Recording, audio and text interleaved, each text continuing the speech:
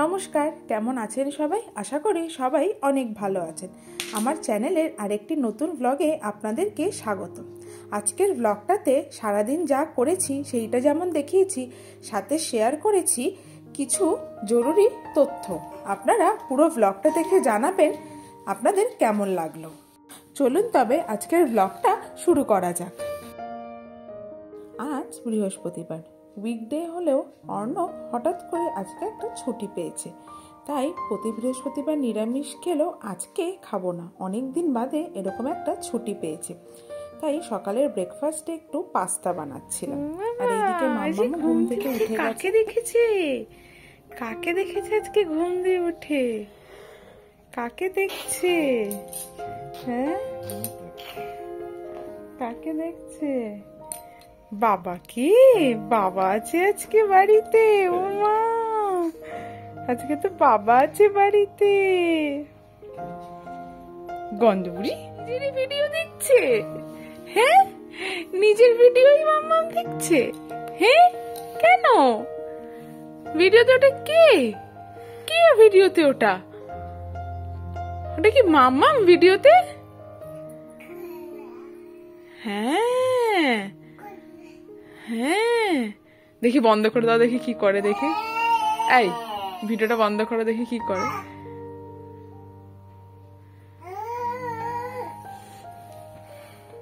যা, ভিডিও শেষ হয়ে গেছে, শেষ হয়ে গেছে ভিডিও। কি করছে? কি করছে বাবা আর মামা?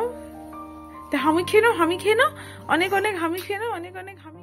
মাম্মাম যতক্ষণ ওর বাবার সাথে খেলছে ওর ব্রেকফাস্টটা বানিয়ে নি। আজকে ওকে প্যাকড সেরেলাকই দেব, সুজি আজকে বানানোর আর সময় হয়নি। আর এইদিকে আমিও পাস্তাটা বানিয়ে নিচ্ছি। প্রথমে সবজিগুলো সব ভেজে নিয়েছি, তারপরে একটু ম্যাগি মশলা দিলাম, আর চিংসে একটা শেজওয়ান সস আছে সেটা দিয়ে দিলাম। এটাতে না টেস্টটা বেশ ভালো হয় আর বেশ ঝাল ঝাল খেতে হয়। এবারে সিদ্ধ করে রাখা পাস্তাটাকে দিয়ে ভালো করে নেড়ে চেড়ে নেব। একটু বেশ বেশি করে অরিগ্যানো অ্যাড করে দেব। অরিগ্যানো কিন্তু পাস্তায় একটা আলাদা ফ্লেভার আনে। আর দিয়ে দেব খুব বেশি বেশি করে চিজ। একটু বেশ চিজি চিজি পাস্তা হলে খেতে অনেক মজা হয়। আর এই যে পাস্তা একদম রেডি হয়ে গেছে, ওর বাবাকেও খেতে দিয়ে দেব আর মেয়েকেও খাওয়াতে বসে যাব।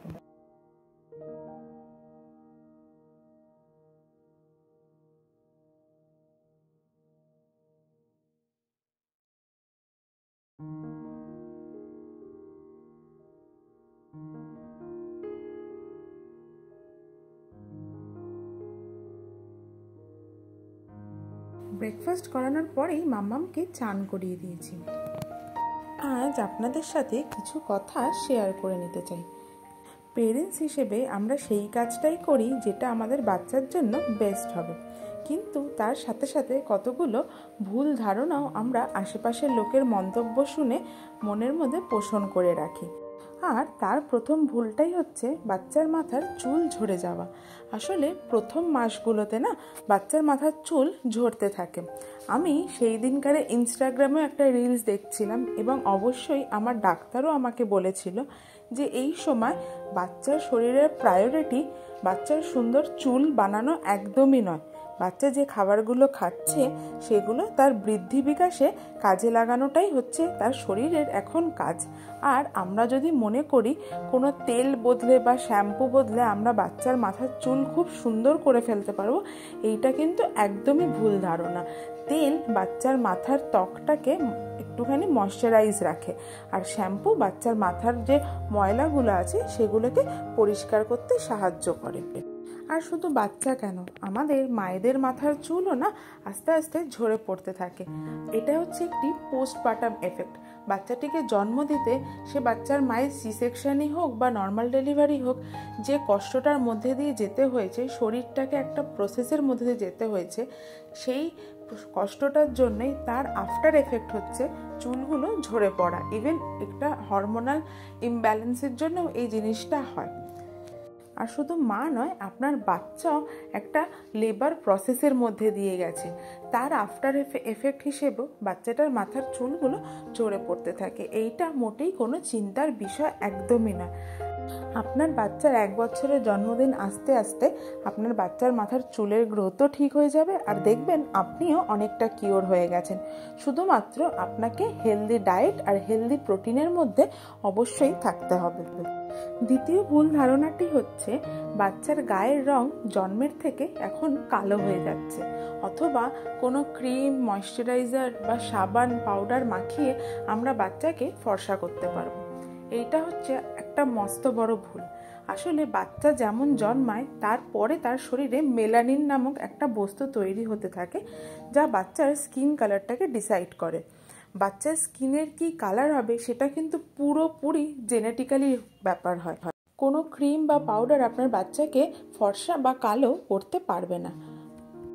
আপনি বা আপনার পরিবারের লোকজন যেরকম, আপনার বাচ্চাও গায়ের রং, চুলের দিক থেকে অথবা দেখতে তার হাইট সেরকমই হবে। ইভেন তার ওয়েটের ক্ষেত্রেও কিন্তু জেনেটিক্সটা অনেক বড় ভূমিকা পালন করে।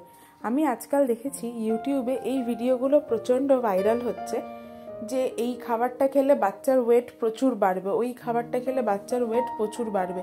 কিন্তু আসল ব্যাপারটা কিন্তু সেটা নয়। আপনি আপনার বাচ্চাকে একটা হেলদি ডায়েটের মধ্যে রাখবেন। আমি যখন মাম্মামকে লাস্ট ভ্যাকসিনেশনে নিয়ে গেছিলাম, ডাক্তারকে আমি যখন বলেছি, ডাক্তার আমাকে বলছে আপনার বাচ্চা কি অ্যাক্টিভ? আমি বলেছি হ্যাঁ, মাম্মাম যথেষ্ট অ্যাক্টিভ, ও সমস্ত রকমের দুষ্টুমি ঘরের মধ্যে করে বেড়ায়। তখন ডাক্তার আমাকে বলে, দেখুন আপনার বাচ্চা যদি অ্যাক্টিভ থাকে পুরোপুরিভাবে, আর সে যদি মোটামুটি একটা খাবার ইনটেক করছে আর হেলদি খাবার খাচ্ছে, তার মানে আপনার বাচ্চা একদমই সুস্থ। কারণ আফটার 6 মান্থ বাচ্চার ওয়েট কিন্তু একটু আস্তে আস্তে বাড়ে, বরঞ্চ একটু অনেক সময়তে কমেও যায়। কেননা বাচ্চা হামাগুড়ি দিতে শেখে, বাচ্চা চলতে শেখার চেষ্টা করে, দাঁড়াতে শেখে, অনেক রকমের অ্যাক্টিভিটি করে। তাই জন্য বাচ্চা গোলুমলু মানেই সেই বাচ্চা যে সবসময় সুস্থ হবে এমন ধারণাটা কিন্তু একদমই মনের মধ্যে পুষবেন না। আর এটা আমি 2 রকম ডাক্তারকে জিজ্ঞাসা করেছি, সে সরকারি হাসপাতালের ডাক্তারই হোক অথবা সিভিল ডাক্তার মানে প্রাইভেট ডাক্তারই হোক, আমি সবাইকেই জিজ্ঞাসা করেছি, আর সবাই আমাকে একই মন্তব্য করেছেন, বাচ্চা গোলুমলু মানেই বাচ্চা সুস্থ নয়। আপনার বাচ্চা যদি অ্যাক্টিভ থাকে, হ্যাঁ, যেন আপনার বাচ্চা আন্ডার ওয়েট না হয়ে যায়, যেটা আইডিয়াল ওয়েট সেই ওয়েটটা আর সেই হাইটটা যেন বাচ্চাটার মধ্যে থাকে, তার মানে সেই বাচ্চাটি একদম এবং পুরোপুরিভাবে সুস্থ। যাই হোক, অনেক গম্ভীর আলোচনা হলো, এবার রান্নায় ফেরা যাক। আর দেখে বুঝতেই পারছেন বিরিয়ানি বানাচ্ছি। ছুটির দিনে একটু বিরিয়ানি হলে কিন্তু বেশ ভালো লাগে, তাই না? তো প্রথমে চিকেনটাকে দই, আদা রসুন বাটা, বিরিয়ানি মশলা, গরম মশলা, নুন, তেল আর পেঁয়াজের বেরেস্তা দিয়ে ভালো করে ম্যারিনেট করে নিয়েছিলাম। পেঁয়াজের বেরেস্তা সবসময় সর্ষের তেলে ভাজবেন, আর সর্ষের তেলে ভাজার সময়তে তার মধ্যে একটুখানি ঘি অ্যাড করে দেবেন, দেখবেন একটা আলাদাই স্বাদ আর গন্ধ হবে। তো চিকেনটাকে প্রায় 2 ঘন্টা মতো ম্যারিনেট করে রেখেছিলাম, আর এখন চিকেন কড়াইয়ের মধ্যে একটু গরম মশলা ফোড়ন দিয়ে আর একটু পেঁয়াজ দিয়ে চিকেনটাকে কষিয়ে নেব। তুমি ঘুম দিয়ে উঠে গেছো? দুপুরে ঘুম হয়ে গেছে, বা ভাতু খাবে না? একটু জল খেয়ে নাও, একটু জল খেয়ে নাও। বাবাকে বলো একটু জল খাইয়ে দাও আমাকে। বাবাকে বলো আমাকে একটু জল খাইয়ে দাও। বাবা আমাকে জল খাইয়ে দাও। বাবাকে জল দাও। হ্যাঁ, বাবা জল খাবে। সর্বনাশ, ওরে ছাড়, ওটা ছাড়, পুড়ে যাবি। দুমলা পটাশ হয়ে গেলে মাথা আলু হয়ে যাবে একদম। দেখো খাটের তলা থেকে 2খানা ডাইপার বার করেছি তোমার মেয়ের। না জল খাও, জল খেয়ে দুমলা পটাশ করে যাবে না তো। জল খেয়ে নাও। কি গরম বাবা, গরমে জল খেয়ে নিতে হয়। এই দেখ মাম্মা, বাবার জন্য কি এনেছি, এই দেখ।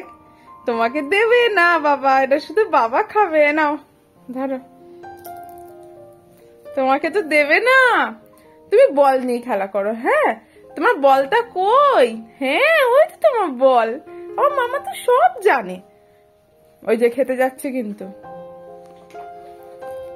আরো খাও ওর সামনে, এক্ষুনি খেতে চাইবে। দেখো, হ্যাঁ মাম্মা, খেতে হবে না, ওটা খেতে হবে না। মা ঠান্ডা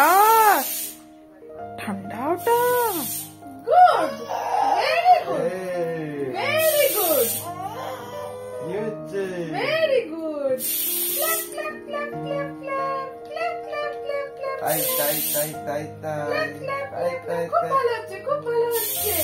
খুব ভালো হচ্ছে। কতক্ষণ দাঁড়িয়ে রইলো দেখে। কালকে এরকম করছিল জানো তো, মা কেউ দিচ্ছে না মাম্মাকে। যখন বড় হবে না তখন তোমাকে দেবো, জানো তো।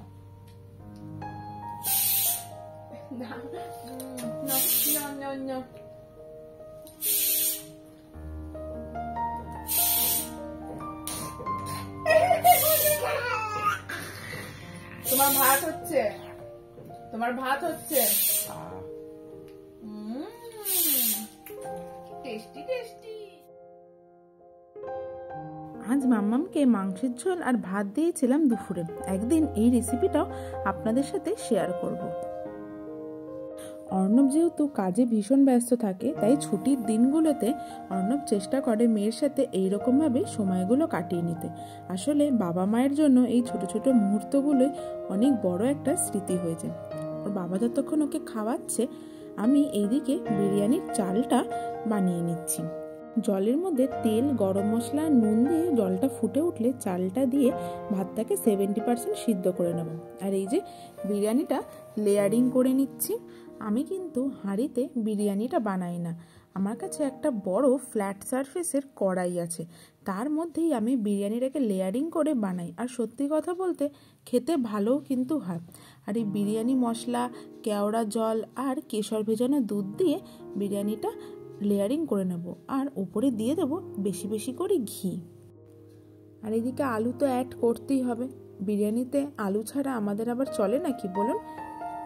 আর এই যে লেয়ারিং হয়ে গেছে, আর এবারে ঢাকনাটা দিয়ে রুটির যে তাওয়াটা আছে সেটাকে আগে গ্যাসের ওপর বসিয়ে কড়াইটাকে বসিয়ে দেবো।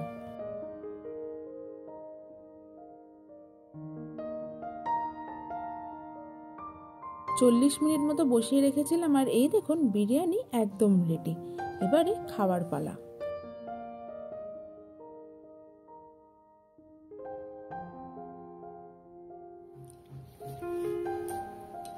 কি দেখছো মাম্মা? চিকেন তুমি বিরিয়ানি দেখছো? বিরিয়ানি আচ্ছা, নে নে নে নে নে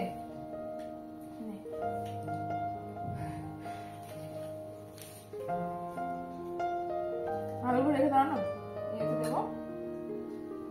চিকেন বানাবো তো দিয়ে দেবো কিন্তু আলু। ওটা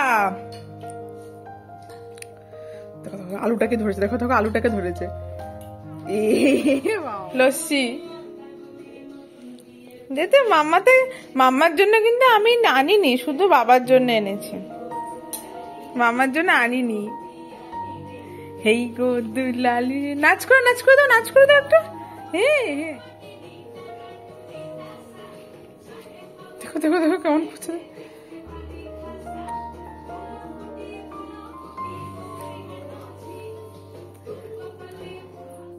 বিকেল বেলাতে আজকে একটু পার্কে যাব বলে মাম্মামকে রেডি করেছি, আর আমি আর অর্ণব এখানে রেডি হয়ে নিয়েছি।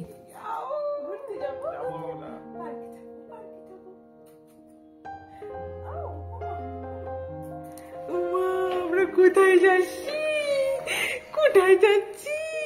আমাদের বাড়ির সামনেই একটা খুব বড় মন্দির আছে। মন্দিরটার নাম দাদাদেব মন্দির। সেইখানে একটা অনেক বড় পার্কও আছে। তো সেই পার্কটাতেই আমরা প্রথমে গেছিলাম, তারপরে আমরা মন্দিরটায় যাব।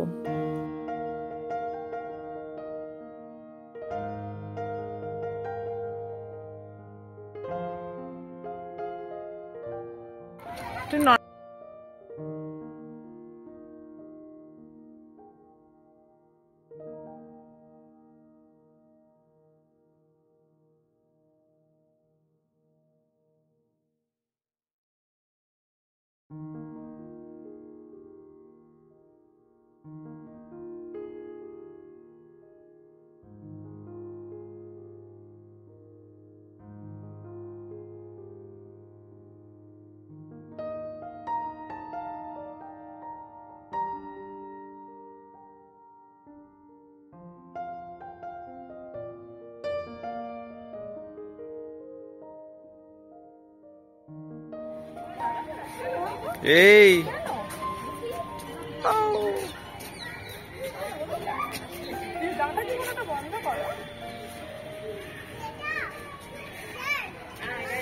দেখো ওই জায়গাটা দেখতে কি সুন্দর লাগছে।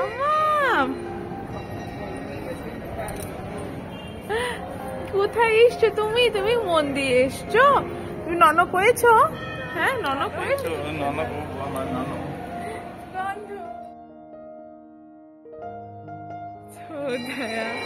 মন্দিরে ছানো। হ্যাঁ তো ননক হয়েছে আমার মামা, মন দিয়ে এসে ঠাকুর ননক হয়েছে। নন করেই আছে বাচ্চা। আর দেখছেন কি সুন্দর দেখতে লাগছে ওপরটা। এটা মন্দিরের যে সিলিংটা আছে সেটাকে কাঁচ, বিভিন্ন কালারিং কাঁচ আর কি, আর লাইট দিয়ে এইরকম সুন্দর করে সাজিয়েছে। ভীষণ সুন্দর দেখতে লাগে এটা। বিভিন্ন পৌরাণিক যে ঘটনাগুলো আছে সেগুলোকে এখানে কাঁচের মাধ্যমে দেখানো হয়েছে। হাঁটি বাবা তাতই নাচি দেখে যা।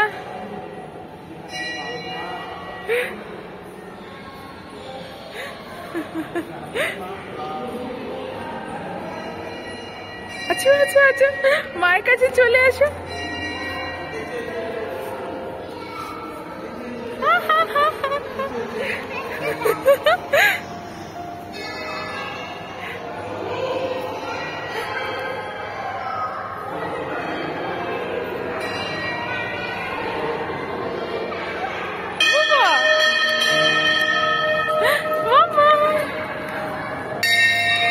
বিভিন্ন রকমের পূজা আর্চা, শুভ অনুষ্ঠান যেমন দুর্গাপুজো, দীপাবলি, শিবরাত্রি, ছট পুজো, হোলি, যত রকমের অনুষ্ঠান আছে সব এই মন্দিরটার এই প্রাঙ্গণটাতে সেলিব্রেট করা হয়। আর আমি দেখেছি অনেক সময় জন্মদিন, বিয়েবাড়ির জন্য না এই জায়গাটাকে ভাড়া মতো করে নেওয়া হয়। আসলে নন বেঙ্গলিরা তো ওদের শুভ অনুষ্ঠানগুলোতে ভেজ খাবার খায়, তাই ওদের কোনো অসুবিধা হয় না মন্দির প্রাঙ্গণে অনুষ্ঠানগুলো আয়োজন করার জন্য। তাহলে আজ যারা আমার ভিডিওটি একদম শেষ অবধি দেখলেন, আশা করব তাদের আমার ভিডিওটি অনেক ভালো লেগেছে। আর যদি ভালো লেগে থাকে তাহলে ভিডিওটিকে লাইক করে দেবেন, আমার চ্যানেলটিকে সাবস্ক্রাইব করে দেবেন। আজ তবে আসি, সকালে অনেক অনেক ভালো থাকবেন, সুস্থ থাকবেন, নিজেদের যত্ন নেবেন। দেখা হচ্ছে পরের আরেকটি নতুন ব্লগে। সবাইকে অনেক অনেক ধন্যবাদ।